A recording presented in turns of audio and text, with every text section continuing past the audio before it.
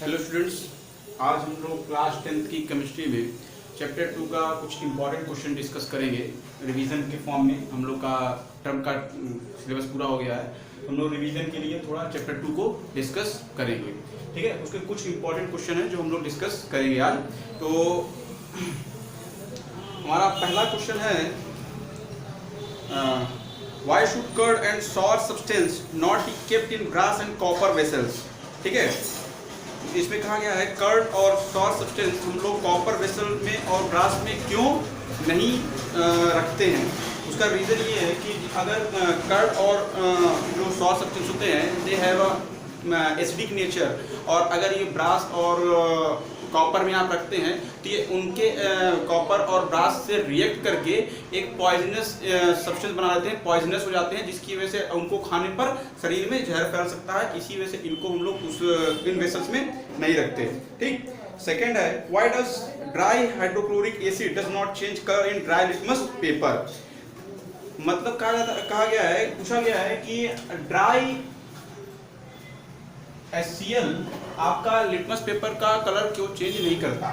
Dry HCl में बेटा जब तक HCl तब तक लिटमस पेपर कलर चेंज नहीं करेगा जब तक आपको H+ आयन नहीं मिलेगा, और H+ आयन तभी मिलेगा जब HCl को किसमें डिसॉल्व किया जाएगा, वाटर में। जब इसको वाटर में मिक्स करेंगे तो वाटर के साथ ये मिक्स होने पर आपको H+ आयन देता है, H+ आयन में डिसोसिएट होता है। जब H+ आयन मिलेगा तभी आप क्या होगा, कलर चेंज होगा। और ड्राई HCl का मतलब है इसमें कुछ भी मिक्सिंग नहीं है, इसमें डिसोसिएशन नहीं हो रहा है, H+ आयन नहीं मिलेगा, जिसकी वजह से ये कलर चेंज नहीं करता है, जिसकी वजह से ये कलर चेंज नहीं करता।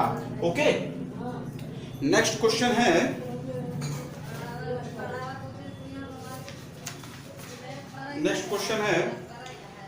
why does distilled water not conduct electricity whereas rain water does। ठीक है बेटा, डिस्टिल वाटर में कोई भी इम्प्योरिटीज नहीं होती, और जब तक वाटर में इम्प्योरिटीज नहीं होती उसमें आयंस नहीं मिलेंगे, जब तक आयंस नहीं मिले तो उसमें कंडक्शन की प्रॉपर्टी भी नहीं मिलती। डिस्टिल वाटर में आयनाइजेशन नहीं होता है, वो अनआयनाइज्ड वाटर होता है, उसमें वाटर का आयनाइजेशन पॉसिबल नहीं होता, जिसकी वजह से जब आयंस नहीं मिलते तो उसमें इलेक्ट्रिसिटी का कंडक्शन भी नहीं होता। लेकिन रेन वाटर आपका जब एटमॉस्फेयर से गुजरता है तो उसमें ढेर सारे आयंस की मिक्सिंग हो जाती है, ढेर सारे आयंस उसमें मिल लगते हैं, कंपाउंड मिक्स हो जाते हैं, इम्प्योरिटी मिक्स हो जाती है, और इम्प्योरिटी जब वाटर में मिक्स होती है तो आयनाइजेशन के फॉर्म में आयन को प्रोड्यूस करती है, और इन्हीं आयन की वजह से आपका जो रेन वाटर है वो क्या होता है, इलेक्ट्रिसिटी को कंडक्ट करने लगता है। ओके, नेक्स्ट क्वेश्चन है, equal length of magnesium ribbon are taken in test tube A and B। ठीक है, hydrochloric acid is added to test tube A while acetic acid is added to test tube B।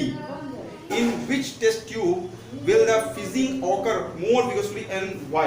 कहा गया है magnesium ribbon लिया गया है, उसको test tube A और B में डाला गया है। टेस्ट ट्यूब A में आपकी क्या डाला गया है, आपका अगर ये टेस्ट ट्यूब A है तो इसमें आपका HCl डाला गया है, और ये अगर टेस्ट ट्यूब B है तो इसमें एसिटिक एसिड डाला गया है। क्या डाला गया है, एसिटिक एसिड।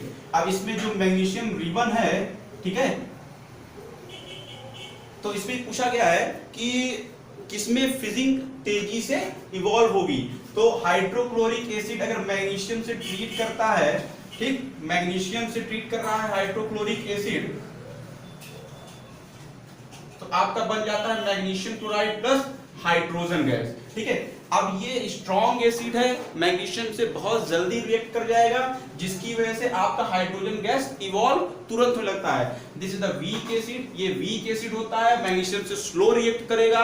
जब मैग्नीशियम स्लो रिएक्ट करेगा तो आपका हाइड्रोजन गैस स्लो प्रोड्यूस होगा, जिसकी वजह से आपका विगोरस जो फिजिंग होगी वो स्लो होती है। ठीक है, तो स्ट्रॉन्ग एसिड जल्दी आपका हाइड्रोजन गैस प्रोड्यूस कर देता है, जिसकी वजह से फिजिंग तेज होती है, और वीक एसिड आपका फिजिंग स्लो करेगा क्योंकि हाइड्रोजन गैस उससे बहुत स्लो इवॉल्व होती है, उसकी रिएक्टिविटी बहुत कम होती है। ठीक है,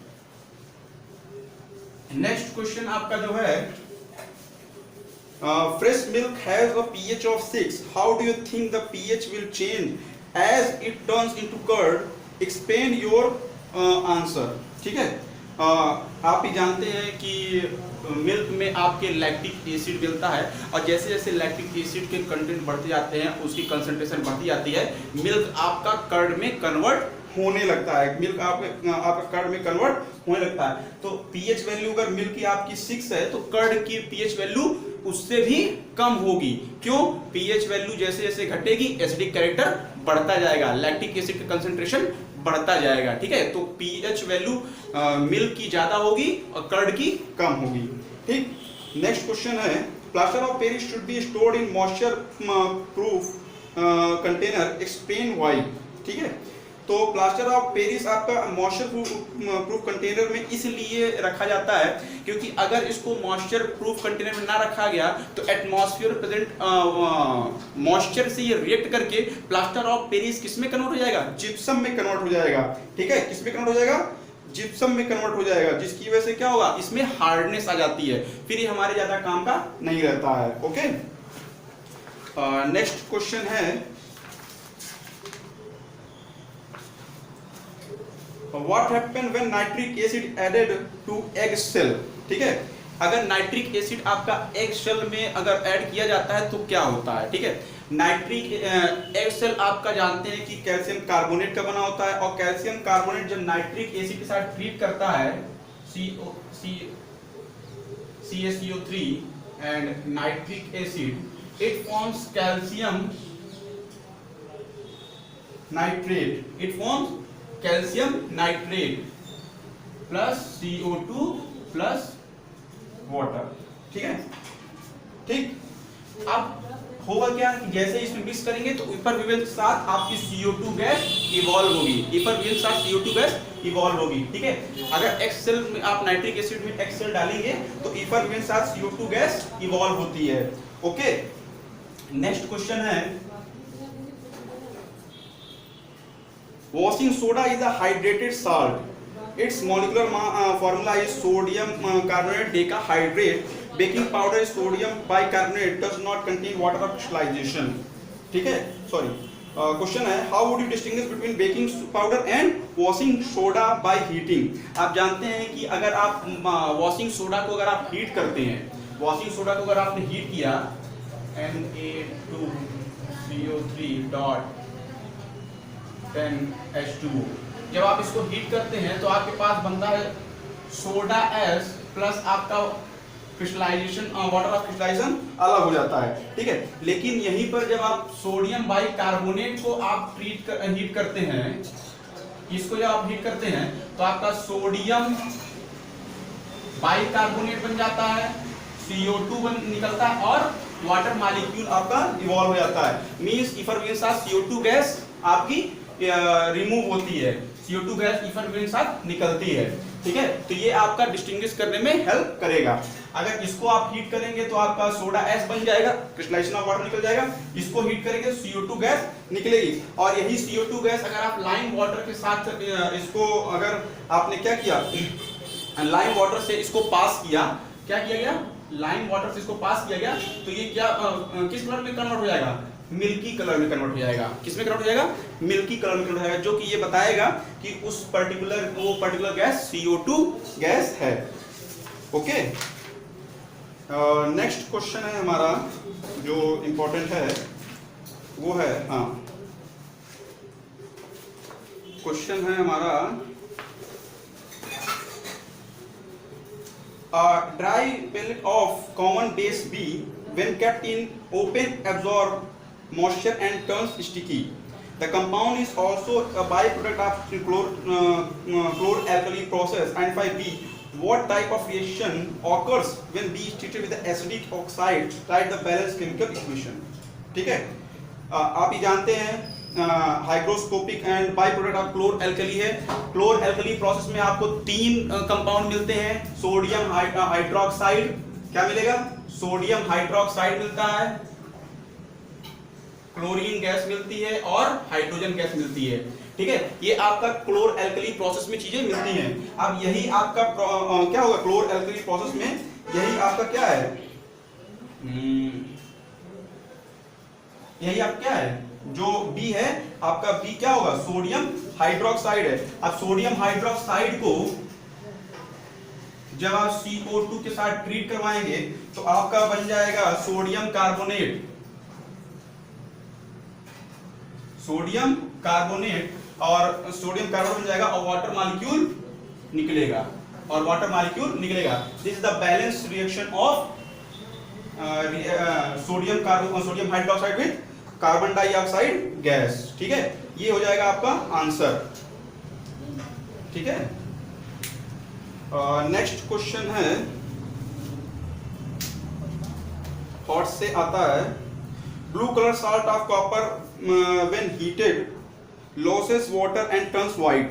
ठीक है, क्वेश्चन पहला, what is the formula of coloured salt. Blue colour का साल्ट है, ब्लू कलर का साल्ट आपका एक होता है copper sulphate pentahydrate, copper sulphate pentahydrate. ठीक है, तो कॉपर सल्फेट का फार्मूला आपको पता है CuSO4 5H2O, copper sulphate pentahydrate. जब आप इसको हीट करते हैं तो ये कॉपर सल्फेट में कन्वर्ट हो जाता है और 5 मॉलिक्यूल वाटर को निकाल देता है। तो ये कितना कलर हो जाएगा, ब्लू कलर, ये कलर क्या होगा, व्हाइट कलर का। ठीक है, हाँ, तो बी क्वेश्चन है, what is the formula of white salt. White salt का फार्मूला ये हो गया कॉपर सल्फेट, और ब्लू क्या हो जाएगा, कॉपर सल्फेट पेंटाहाइड्रेट। और by what name the water held by the salt is called water of crystallisation. ये प्रोसेस क्या कहलाएगी, वाटर ऑफ क्रिस्टलाइजेशन। ठीक, नेक्स्ट क्वेश्चन है,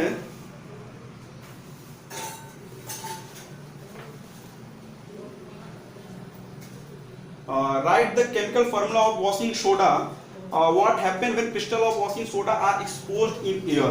ठीक है, जब क्रिस्टल ऑफ वॉशिंग सोडा आप एक्सपोज करते हैं तो ये एटमॉस्फेयर से एनर्जी को एब्जॉर्ब करके कुछ मॉलिक्यूल क्रिस्टलाइजेशन ऑफ वाटर का रिमूव कर देता है। फॉर एग्जांपल Na2CO3 10H2O, जैसे इसको एटमॉस्फेयर में आप छोड़ते हैं तो ये dot H2O plus 9H2, 9 molecule water को रिमूव कर देता है और यही आपका कंपाउंड बन जाता है। ठीक है, तो वाटर ऑफ क्रिस्टलाइजेशन जैसे ही आप इसको एटमॉस्फेयर में छोड़ेंगे तो ये इस कंपाउंड में कन्वर्ट हो जाएगा। फिर इसको अगर आप हीट करते हैं तो ये वाला water molecule, last water molecule भी रिमूव कर देता है और सोडा ऐश में कन्वर्ट हो जाता है। ठीक है, एक इंपॉर्टेंट क्वेश्चन है, a baker found that the cake prepared by him is hard and small in size. Which ingredient has he forgotten to add that would have made the cake fluffy? Give reason. एक baker है, उसने cake बनाया और उसका cake hard और small size का है, उसने कौन सा इंग्रेडिएंट यूज नहीं किया। बेटा आप जानते हैं केक को फ्लफी और सॉफ्ट बनाने के लिए आप जो इंग्रेडिएंट यूज करते हैं वो होता है baking soda, baking soda, soda. ठीक है, baking soda, sodium bicarbonate. Sodium bicarbonate को जब आप सिंपली एसिटिक एसिड के साथ थोड़ा मिक्स करते हैं, ठीक है, ठीक है, थोड़ा सिट्रिक एसिड के साथ जब मिक्स करते हैं तो एसिड के साथ जब ट्रीट करता है CO2 गैस इवॉल्व करती है, और यही CO2 गैस जब इवॉल्व होती है तो आपका केक क्या बन जाता है, फ्लफी बन जाता है, स्पंजी बन जाता है। ठीक, नेक्स्ट क्वेश्चन है, what is the chemical name and formula of limestone. Limestone का केमिकल फार्मूला होता है calcium carbonate. What happen when limestone is strongly heated? जब आप स्ट्रांगली हीट करते हैं कैल्शियम कार्बोनेट को CaCO3, जब इसको हीट करते हैं तो ये कैल्शियम ऑक्साइड और CO2 गैस में कन्वर्ट टूट जाता है। ठीक है, और यही इसकी how can the presence of excess of carbon dioxide be tested in the classroom. ठीक है, अब इसको जैसे ही आप लाइम वाटर से ट्रीट करवाएंगे, इसको जैसे ही आप लाइम वाटर से ट्रीट करवाएंगे, ठीक है, कैल्शियम हाइड्रोक्साइड लाइम वाटर से ट्रीट करवाएंगे, CO2 को जैसे ही आप लाइम वाटर से ट्रीट करवाएंगे ये किसमें कन्वर्ट हो जाएगा, फिर से CaCO3 में कन्वर्ट हो जाएगा। ठीक, और ये इसका कलर क्या होता है, मिल्की, और यही रिएक्शन बताएगा कि CO2 गैस इवॉल्व हुई है, CO2 गैस इवॉल्व हुई है। ठीक है, ओके स्टूडेंट्स।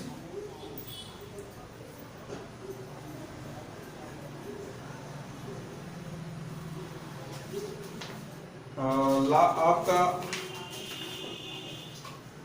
ठीक, ये क्वेश्चन आप लोग के लिए काफी इंपॉर्टेंट थे जिसको अभी हम लोगों ने डिस्कस किया है। ओके स्टूडेंट्स, आई होप आप लोग को ये क्वेश्चन सॉल्व करने में आपके पास इजी रहेगा। आपका जो होमवर्क रहेगा, आपको ये जितने क्वेश्चन मैंने डिस्कस किए हैं ये क्वेश्चन आप अपनी कॉपी में पूरा का पूरा लिखेंगे, पूरा का पूरा इसका सोल्यूशन आप अपनी कॉपी में लिखेंगे। Okay, thank you.